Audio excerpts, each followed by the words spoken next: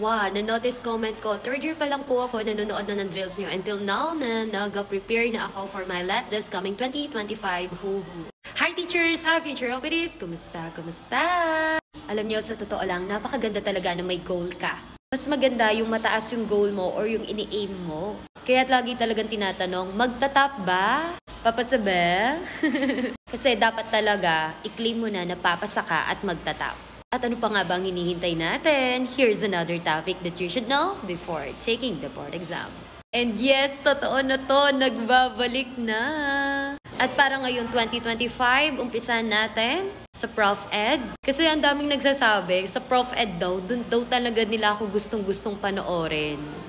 Praying talaga. Alam nyo ba yung Prof Ed? It's a situational talaga. Hindi lang basta-basta magme-memorize.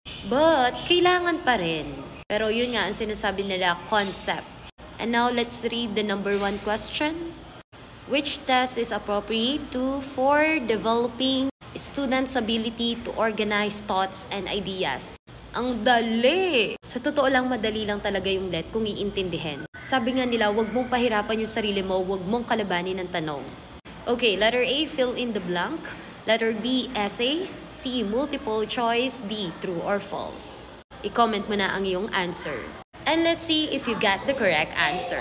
At syempre, hindi na natin naalasin ang pag-rationalize. Sigurado ka na ba sa sagot mo? Bigyan kita ng 5 seconds kung gusto mo pang magbago ang sagot. 5, 4, 3, 2, 1. Okay, kapag sinabi kasi nating fill in the blanks, nagre-recall lang siya ng specific answer, specific information. Baka pag fill in the blank, specific lang talaga dapat yung sagot. Specific lang ang hinahanap. Letter B, essay. Pag essay naman, tayo mismo o yung mga bata mismo yung nagsusulat. At sila yung nag-organize ng kanilang mga iniisip, thoughts nila, ideas nila para ma-express yung ideas nila. And ma-demonstrate yung critical thinking nila. And letter C, multiple choice. Alam naman natin to, it's a recall din. Pero syempre, nagpipili tayo ng tamang sagot among the distractors. And letter D, true or false. Ito naman, minemeasure niya yung understanding of simple facts. Totoo ba o hindi?